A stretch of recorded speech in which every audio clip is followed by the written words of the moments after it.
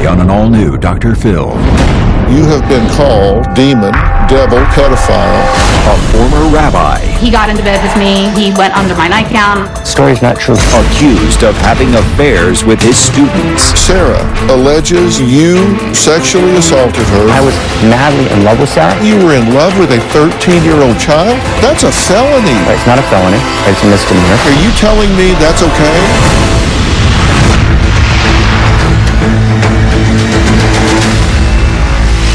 Today, a scandal involving a former rabbi who made headlines over accusations of multiple affairs with his students, including a 16-year-old girl he was accused of climbing into bed with naked while he was married. Just Google the name Marc Gafni and articles, blogs, and opinion pages pop up labeling him a, quote, rapist, pedophile, and sociopath. All of this led to a scathing New York Times article which then outraged rabbis throughout the country enough to create a GoFundMe campaign to bring him down. But Marc says he is the victim of a smear campaign by a group of jealous online bullies, and he has come to me to set the record straight. I was an ordained rabbi for many, many, many years. Right now, I'm the president of the Center for Integral Wisdom, and all of our goal together is to evolve the source code of culture and to develop new visions of love, new visions of sexuality. Anyone who's trying to do something to change things and who has some life force, right? People try and take them down. So I've experienced an ongoing smear campaign that actually began on some level in 2004. If I would sum up the smear campaign, it says something like as follows.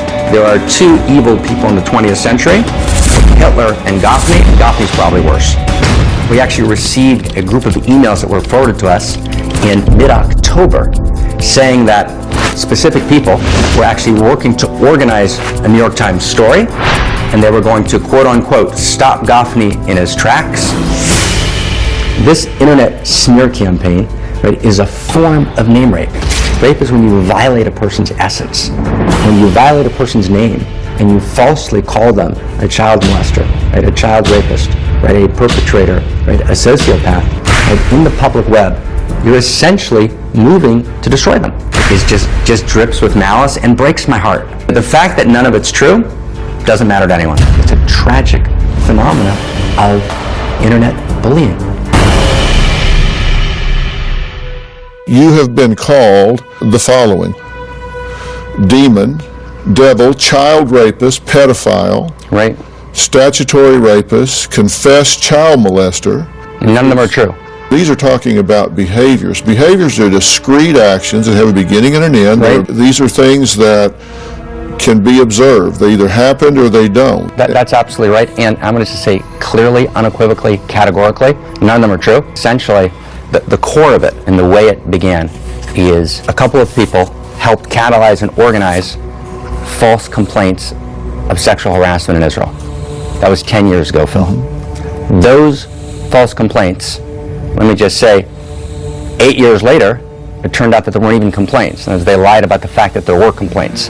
But I didn't know that for 8 years. Well, no, there were complaints. They just weren't filed with the police. That's right. There are complainants. That's right. They speak very vocally, right. very specifically. That's right. There were those complaints, and I can go over them. So it's not true that there aren't complaints. Yeah, no. They just were not police filed. They were false complaints. I understood them to be police complaints, and that understanding dictated all my actions. So you fled the country. I didn't flee the country, right? And as I left the country, completely legally, right, and appropriately. Well, you said yourself that you left because in that country, those behaviors could have dire consequences if you were found to be guilty of what they were saying you did, which you say you didn't do. Right. And I was told that sexual harassment in Israel, unlike any other country, right, is a felony. What I did was I flew to America, and I went to a very close friend of mine's house, and the advice I got, I hadn't slept for 4 days. In 4 days I was up almost around the clock, and the advice I got was, you've got to recover your computer. He said, what you do in America is just take it on yourself, fall on your sword, have time to then get a lawyer, recover your computer, right, go back to Israel, right, and prove it wrong. So you write a letter essentially confessing to and apologizing for what you're being accused of. It was written for me, But I could barely write something in those 4 days, Phil. Okay, let me look at some passages of this. You said, I want to say, I understand I have made grave mistakes. I made choices that clearly hurt people I love. I am infinitely saddened and profoundly sorry for the pain I have caused. I take full responsibility for all the pain I have inflicted. Clearly, all of this and more indicates that in these regards, I am sick. I need to acknowledge that sickness and to get help for it. That is what I am doing in this letter. I mean, it goes on. I know the letter. And you say you didn't write this. This letter. You signed it. I signed it. I take responsibility for that mistake. Right? So this letter was a fraud. This letter was written upon the advice of wise and good people. Right? We made a mistake, and the reason was. Well, that's a fraud. The reason was because I was being accused wrongly of sexual harassment. But again, I take responsibility because I signed it. Right, so I'm the only person who take responsibility for it. It was a mistake. It's a mistake that I greatly regret. But you're not taking responsibility for it. You're saying you didn't write it. It was somebody else that advised you. I'm taking responsibility for signing it because I'm the person who signed it. It was my name. Okay, I'm just giving you the facts. This was in response to women you thought at the time had filed police reports. And the reports, to your understanding, alleged what? One was that I had made false promises. That was the major claim. That I made false promises to marry to 5 different people in order to gain sexual relations. That in Israel, right, is under the rape statute. And that is, a very, very, very serious accusation. Second accusation was that I had used my authority as an employer to gain a sexual engagement with another person who was on my staff. Both of those weren't true, but in order to prove they weren't true, right, I needed to recover my computer. But isn't that a really odd approach? If you've not done this, why leave the country and then write a letter of confession? It's a great question. And so I received very strong advice from people, very, very close to the system, which said that the first thing you have to do is just ensure your physical safety. You must, right, immediately leave the country, get your computer, and, you've got to have that computer ultimately reconstructed in America. You can then go back to Israel. So this letter is a lie. That letter is a lie. There were 5 involved in the controversy, but there were 2 women here. But your critics come from a lot of different areas, but you say they're all involved in one essential push to take you down. Right, they're involved with each other, they're socially involved with each other, right, and they're all engaged and talking to each other, and their stories have, for many, many years, right, been aligned. There's been a petition put together that was started by Rabbi David Ingber. He was a former student of yours. Okay, and he went to change.org, and he says, Marc Gafni is neither trusted, respected, nor welcome to teach virtually anywhere in Judaism. For decades now, Gafni has behaved in ways that violate every ethical and legal standard known to us. David actually, together with a former wife, were prime actors in catalyzing the false complaints. And what they've done for the last 10 years is they've engaged in an intense demonization in order, I believe, to cover up the false complaints. But there's more to it than that. One of the allegations is that you, in the role of a teacher and authority figure, had inappropriate relationships with children. That's just absolutely not true. Now, absolutely means complete, total, zero, nothing. But now, that's not what you have said, because there are 2 people that have come forward. Sarah, for example, alleges that you sexually assaulted her when she was 13 and 14 years old, right, when you were 19. Right. That is a crime. And she says, Marc Gafni sexually assaulted me repeatedly when I was 13 and 14 years old over the course of 9 months. I persistently tried to push him away from me. I told him no. I was not able to effectively keep him away from me as he was stronger than me. Right. He told me that I must keep what he did to me a secret, and if I told, I would be blamed and shamed by my parents. Right. You have said, quote, She was 14 going on 35. That's a complete distortion. I've said it's a complete distortion about 1,000 times. And I never forced her. And I'm Did you happy say to say that? it again. Right, that's completely taken out of context. So let me just say what happened. Well, did you say that? Did you say she was 14 going on 35 and I never forced her? It was all above the waist. What you just read from Sarah is absolutely and categorically not true. I was madly in love with Sarah. Right? Sarah wrote me beautiful love letters at the time. Right? When we finished our relationship, she wrote me a beautiful love letter. Right? Do I think the relationship was a mistake and do I take responsibility for it? I 1,000% do. However, there was never any sense whatsoever, ever, right at the time, that there was any sense of coercion. We spend most of our time walking through the Met, holding hands, while she was playing guitar, and just, being in love the way we were. You just said, I was in love with her. She was a child, Mark. What do you mean you were in love with her? You were a 19-year-old man, and you're saying you were in love with a 13-year-old child? Does that not fit in your ear wrong? That's a felony. The polygraph examiner says they engaged in heavy petting. Now, this is a 13-year-old child, and you're a 19-year-old man. Just for facts, she was 14 when we were engaged. Okay, 14. But okay, she was a freshman in high school. I just want to get the facts straight. Do you think that's a reason that people would question your moral compass? We now return to a spiritual leader in the spotlight. Ex-Rabbi accused of sex abuse. 36 years ago, when I was a teenager, I was 19. Right, I had a several-month relationship with a woman who was a freshman in high school, and we were madly in love with each other. I mean, profoundly. I mean, I can still access that feeling of being in love with her today.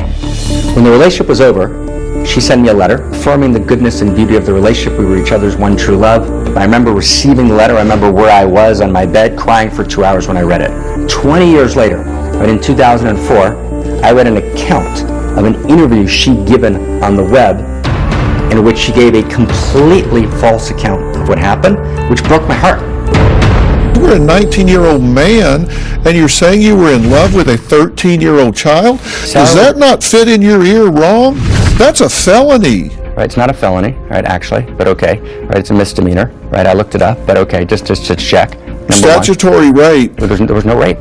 Well, Phil, let's be really clear here, and here I've got to be a little insistent. I'm sorry? I've got to be a little insistent here with permission. There was no rape. There was no. Well, it depends on what state you're in and how you define rape. But if you're 19 and she's 13, that's a crime. She was 14. Let's just agree that that's a crime. We agree that it's against the law. Come on, 19 and 13. Phil, are you telling me that's okay? Right. Listen to me really carefully. I was wrong. Right. However, her description didn't take place. It never happened. I don't know what happened. I wasn't there. I'm not warranting her statement as being valid. I'm just saying that's what she said. I didn't know that this was a story till 25 years later. Right? The newspapers are now reporting allegations emerged and Gafni went to Israel. It's a complete lie. It never happened. I didn't know this was a story. So the best I could do at that time was take a polygraph test. What other recourse did I have? So I went to the person who was the former director of polygraph for the Department of Defense and took an extensive set of polygraphs. Right. What other options did I have available to me? Right? If you want to ask me, Phil, was I wrong? Right, Phil? I was wrong. Why was it a mistake? It was a mistake because I didn't understand that even though everything she said to me was that she was completely with me, perhaps she was having an inside experience that was bad for her, that was negative for her, that was damaging to her. I didn't know that. I literally didn't know it. Well, you mentioned the polygraph. I did. That you say you passed, and I've seen the polygraph, and it says that you were not deceptive in the questions that you were asked. I paid attention to the pre-interview of the polygraph. Please. And the polygraph examiner says, with regard to Sarah, right, that you told the polygraph operator, quote, that you and Sarah, speaking about you and Sarah, they would kiss and pet. They never had sexual intercourse. Quote, Gafni said they engaged in heavy petting. Now, this is a 13-year-old child, and you're a 19-year-old man. Just for facts, she was 14 when we were engaged. Just facts. I'm just going to be just with facts. Right? Because they keep trying to make it 13. She says I was 13. She was actually 14. But okay, just she was a freshman in high school, right? You know, that doesn't make it right. I just want to get the facts straight. Okay. Right. Heavy petting. Go ahead. I'm sorry. I didn't mean to interrupt. Now, at this time, you're 19, she's 14. Right. Do you think that's a reason that people would question your moral compass? I think... Your hesitation is your answer to me. That's all I need to hear. I think that it's legitimate to say that I made a mistake. Absolutely. Absolutely. And I own that mistake. What else can I do? I mean, I can own that mistake fully. That's the best I can do. Right? And I can say that it's not okay to distort what happened. Right? And to tell a story that's absolutely not true. Those are both true. Both sides of that are true. And heavy petting was above the waist petting. Right? I never had contact with Sarah below the waist, which I believe is in the polygraph test. It's like, Phil, it's like the facts don't matter anymore to people. No, wait a minute. You're wanting to draw a line and say the fact that there was not sexual intercourse with this girl excuses the inappropriateness of... I never... Wait. You just put words in my mouth. No, these are my words. I own these words. I'm not putting these words in your mouth. You're telling me there was nothing below the waist, therefore... No, I didn't say therefore. I said, I want to get the facts straight. Let me say it really clearly. It does not inexcuse the inappropriateness of what happened. This, right, her description is a horror. When I read that description in 2004, I remember exactly where I was in my house. I threw up. So it didn't happen. So everything people are saying about you is not an absolute lie. If they're saying that you had inappropriate relationships with underage children, that is not a lie. Point taken, Phil. Point taken. What has been... So you're wanting to sweep everything into one category of saying everything they're saying is a lie. You want to dispute some of the details of the inappropriateness, I want to dispute but the facts. everything they're saying is not a lie. The fact is you did have an inappropriate relationship with a child. I take full responsibility for it. I did take full responsibility for it 20 years ago. So why is it being recycled now? What causes it to be brought up again? Well, I'm going to ask you about that in a minute. Please. This didn't stop when you were 19, because when you were 24... There was a second story. You had an inappropriate relationship with a 16-year-old. Coming up. I met Rabbi Mordechai Winyars when I was 15 years old. The first time that Mordechai was inappropriate, I was sleeping at the time in the basement. He walked into my bedroom and he just said to me, "You look like you needed a hug today." He reached around to hug me and he wound up on top of me. We now return to a spiritual leader in the spotlight. Ex-Rabbi accused of sex abuse. Sex can be the ultimate wisdom guide to accessing the full possibility of how to live in life. The deep experience of the sexual points to a higher and deeper way of living. In that sense, sex is subversive. It subverts the convention and opens up new possibility. Part of the price of stepping out there and taking new stands about the nature of love, the nature of relationships, part of living your life as an experiment in what's possible is that you get attacked. If you're blessed with some degree of success, then you also, bring towards you a kind of fierce jealousy, a fierce kind of, often even malice. When you were 24, you had an inappropriate relationship with a 16-year-old. Right, I didn't have a relationship. It was a completely different tenor. I was this is in this entire story. If you would ask me what my biggest mistake was in this entire story. You said, quote, "We made a one-time mistake, which I take full responsibility. We fooled around for 20 minutes. There was no intercourse or anything remotely approaching. She asked me to sleep with her. I refused, but I am responsible because I was her youth leader." It was a one-time mistake. I worked with hundreds of kids. She wanted me to continue a sexual relationship with her. Right? She wrote me a note asking me to leave my wife. Right? It became a kind of gotcha situation. But I have full responsibility because I was her youth leader, and I take full responsibility for it. Well, here's what she says. Take a look at this. I met Rabbi Mordechai Winyars when I was 15 years old. He was the organizer, leader of a youth group. I would help his wife prepare the Sabbath meal every weekend. I would basically leave school Friday, go straight to their house, and go back to school Monday morning. So I spent most of my weekends there. The first time that Mordechai was inappropriate, I was sleeping at the time in the basement bedroom. He walked into my bedroom and he just said to me, "You look like you needed a hug today." I was very taken aback by this because in the Orthodox Jewish community, women don't touch men until they're married at all. He reached around to hug me and he wound up on top of me because we were in the bed. And then he went under my nightgown and I said no, and I pushed him off. He jumped out of the bed and just kind of looked at me and said, "This never happened and it won't ever happen again." 2 days later, he appeared at my door again, but this time he was only in a robe. He got into bed with me, and I don't know exactly how we wound up both naked. He proceeded to have me touch him, and I had never seen a man naked before in my life. I'd never touched anybody before like that. So it was a horrific experience. Then he told me to get up. After he was finished, I was already crying by this point, but I got cleaned up and I went upstairs and we went for a walk, during which he literally tried to convince me it never happened. Then when he realized that that wasn't going to fly, it changed into threats. "You're going to be discredited and you won't be believed. I'm the rabbi, you're the kid. This has to remain a secret." I looked to him and his wife as my surrogate parents. So there was a really deep feeling of betrayal, and I felt violated, betrayed, and actually terrified because I didn't know what he was capable of. The story's not true, Phil. Right? So what is true? Actually, in the lie detector test, in the polygraph test, right, the polygraph test affirmed that she actually asked me to sleep with her. Right? That's completely different than what the story she just told here. She asked me to sleep with her. I said no. She wrote me a note asking me to leave my wife. When I said no and I said, "Judy, we made a mistake," she then turned it into a gotcha story, and the story began to change, and it slowly morphed into an abuse story. So what did you do with her? What I did with her is we had a brief sexual contact. Right? It didn't involve intercourse. Okay, she's 16, you're 24, you're a rabbi. I'm her youth leader, right? And it's 1,000% wrong.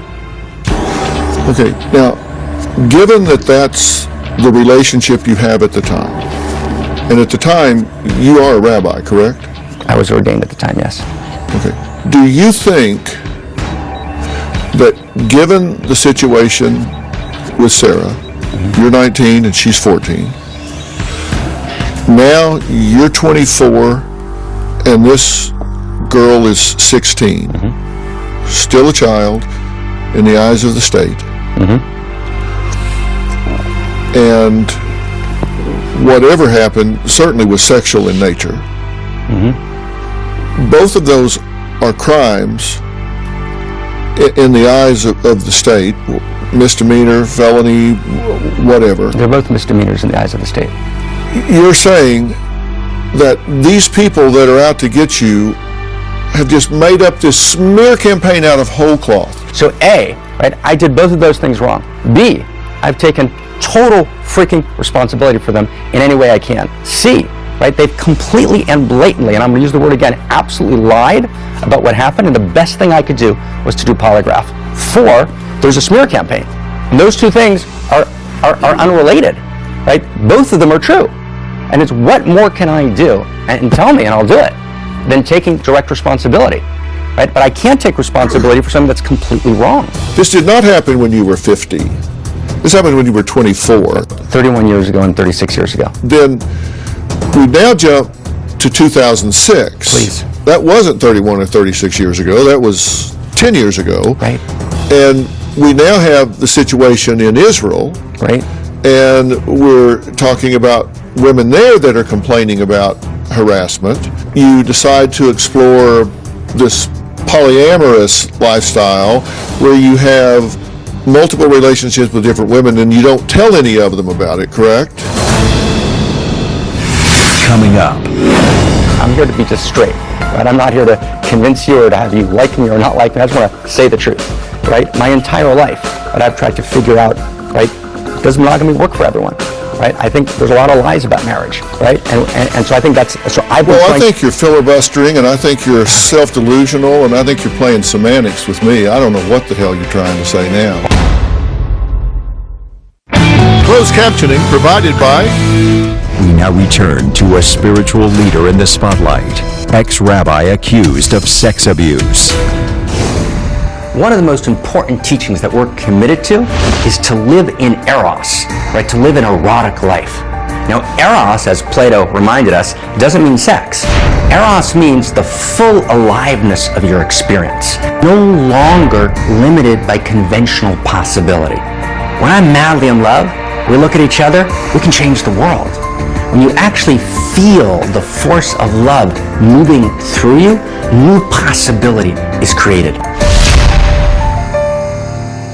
You say you decide to explore this polyamorous lifestyle where you have multiple relationships with different women and you don't tell any of them about it, correct? Right, and they'll tell you exactly what happened. The facts were, right, I was not in any exclusive relationship with anyone.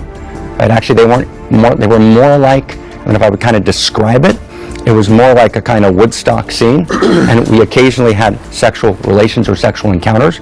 I wasn't dating any of the women and not telling them about other people. Right? What I was trying to work out, what my relationship was to sexuality. What was the relationship between monogamy and polyamory?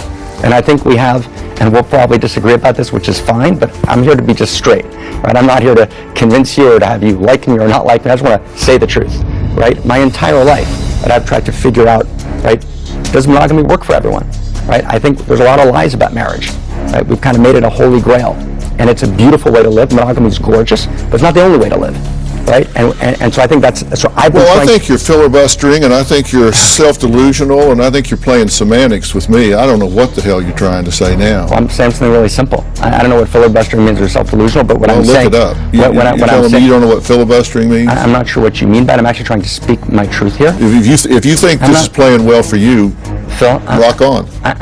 Thanks for the raw. I'm not trying to play well for me. I'm trying to actually just tell you what my truth is. What I'm actually showing was that I had multiple relationships. None of them were immoral. None of them were unethical. They were all fully mutual, right? And I didn't feel at the time that there was anything wrong with them, right? I think that my mistake was holding privacy, and holding privacy means you didn't tell anybody about the other one, right? I didn't tell. That's correct. In the New York Times article, there was a quote in there. He swore to me that he would never sleep with students, said a friend of Mr. Gafni's in Israel and now an instructor at Hebrew College near Boston. He claimed, I was doing this, yes, but it was consensual. Mr. Gafni disputed those comments. I did not, he said, represent myself as someone who didn't sleep with students. Right. Did you say I never represented myself as someone who wouldn't sleep with students, who didn't sleep with students? Right. What I said was, and I published an article on it on the web, I said that an adult professor, right, and a 30-year-old or a 25-year-old graduate student, right, who have a relationship is possible. It could be a woman professor, right, and a 25-year-old man. It's not a man-woman issue. But I think that power in that situation, right, is distributed in much more even ways than people think. And I wrote a number of articles about this. That's correct. But the university, the school, the organization doesn't have canons of ethics that prohibit that? Some universities have canons against what they call amorous relations, others don't. Mm-hmm. Depends on the university. Did they exist at that university at the time? My place, no. We had never formulated a policy one way or the other. So, what is outrageous love? Coming up. Find insight for me from your perspective. That insight is to understand it, to see something, right?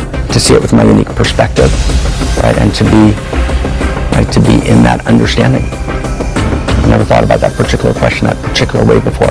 It's just, I'm not saying anything profound, just simple understanding of insight. Help me. Closed captioning provided by... We now return to a spiritual leader in the spotlight, ex-rabbi accused of sex abuse. One of the teachings that I'm most committed to is what we call the outrageous love teaching. When you awaken as outrageous love, then you're no longer limited by conventional possibility. What I'm trying to do is challenge the convention of monogamy. God's polyamorous. What does that mean? God loves Phil and God loves Mark. Because actually the nature of source is that we can love a lot of people, right, equally. I fall in love with 30 people a month. Every day I meet a new person I fall in love with. So we need to actually open up new possibilities in relationship, new possibilities in eros, new possibilities in love, new possibilities in sexuality that are actually part of who we are. What is outrageous love? You know, we live in a world of outrageous pain. The only response to outrageous pain is outrageous love. I'm a unique expression of the love intelligence of reality, and therefore that outrageous love moves in me uniquely, and therefore, right, I have a unique obligation to give my unique gift, and that's what my life's all about. You defined outrageous love for me. Define insight for me from your perspective. But insight is to understand it, to see something, right, to see it with my unique perspective, right, and to be in that understanding. Never thought about that particular question that particular way before. It's just, I'm not saying anything profound, just simple understanding of insight. Help me. That's a big thing to me. When I'm talking to someone, I'm always sensitive to how much they're able to have some degree of objectivity Right. with regard to themselves. And I know that being a rabbi is a really big commitment. So I know that for you to have gone that path took a lot of commitment, a lot of sacrifice, a lot of effort, a lot of spiritual energy, and you have wound up being alienated from that community to the point that like 100 rabbis, many of them in positions of great leadership within the faith, have essentially banished you and said that you should never teach, never hold a position in any way. So you have come to be alienated from that which you had invested greatly at some point. Then I know that you moved to, I don't know that the right word is a new age mindset, and now leaders that have been known in that community have come forth and said, I don't want to have anything to do with this guy, don't want him associated with me in any way, don't want him teaching, don't want anything to do here. Mm-hmm. You have managed to become alienated at odds with a substantial number of people in two areas that you have invested a lot of your life in. Right. And I'm just curious what your ownership is. Most of the rabbis on the list I don't know. Of those that I do know, I haven't been in touch with for 10 to 12 years. Most of the New Age teachers I don't know and have nothing to do with and I've never met. And so most of this, and this is what I tried to say in the beginning, most of this is a kind of tragedy of the web. We're not sitting, we're not talking to each other. We're not having face-to-face conversation. Facts are completely distorted. And so we're locked in a kind of web war. Now, you know, if a person's raped, you know, we can say to them, you know, wow, where are you responsible? Right? I feel like I've been name raped. I want to take responsibility for every individual thing that I've done wrong. That's my full commitment. Why do you think these people have come after you with such a vengeance? Seems like they'd have a lot of stuff in their own life to do. What do you think's really behind this? Coming up. I was in a house in Salt Lake, and the person who was leading the service, it was like a little service, you know, several years ago, and he comes over to me and he says, talk to me in the kitchen. So I go into the kitchen and he says, you know, I need to ask you to leave. I say, why? He says, because you're a child rapist. We now return to a spiritual leader in the spotlight, ex-rabbi accused of sex abuse. Why do you think these people have come after you with such a vengeance? Seems like they'd have a lot of stuff in their own life to do. What do you think's really behind this? I think I'm offering the best thing I can offer into the world, you know, and I can't fully conjecture at other people's motives. You said at one point you thought they were jealous, which is certainly a common motive. You know, there's two kinds of jealousy. There's jealousy, which is kind of a casual jealousy, and there's jealousy, which is a more primal jealousy, kind of Salieri and Mozart. There's a more primal jealousy. Salieri wants to bring down Mozart at all costs. I've experienced that kind of jealousy for all of my life, and that's been a piece of it. Scapegoating could be a piece of it. My own responsibility and shadow could be a piece of it. right? False complaints is a piece of it, a smear campaign is a piece of it. It's multi-determined, it's not a soundbite. Yeah, well, I'm not asking for a soundbite, I'm asking what you think. I think it's all of those. So, if people want the facts, you acknowledge you had inappropriate relationships with two underage girls 31 and 36 years ago. You did have complaints arising from 3 women in Israel 10 years ago. You have been denounced by the Jewish leadership and some in the New Age, I guess, for lack of a better, it's kind of a catch-all phrase, I know, leadership. Most of those denouncers and the 3,000 plus people on the petition saying you should never be able to occupy the clergy or a teaching position, most of those people signing you don't even know. That's correct. Most of those people I don't know. There are a few people that you do know who take umbrage to things that they feel like they know, which may be, some of it's accurate, some of it is distorted, some of it is made up out of whole cloth. That's correct. And if somebody wants to decide that you're not okay based on the things you acknowledge, which are the 2 underage relationships, the 3 women that took umbrage with you 10 years ago in Israel, if they want to decide you're a bad egg based on that, then they can decide that. But if they want to distort things beyond all of that, then that gets into a smear campaign. That's right. And what you're into at this point is you have a think tank, which is a group of people that are coming together, sharing ideas, and making every effort to be as happy and meaningful and fulfilling in this life as is possible. Right. That's right. And you want to be allowed to do that in peace. That's correct. And you know, and a lie travels half around the world while the truth is putting on its shoes. Yeah, that's the downside of the internet. It's like playing that telephone game that we used to do in grade school. Right. You start out with one thing, and by the time it gets to the end, you can't even recognize where you started. I was in a house in Salt Lake, and the person who was leading the service, it was like a little service, you know, several years ago, and he comes over to me and he says, talk to me in the kitchen. So I go into the kitchen and he says, you know, I need to ask you to leave. I say, why? He says, because you're a child rapist.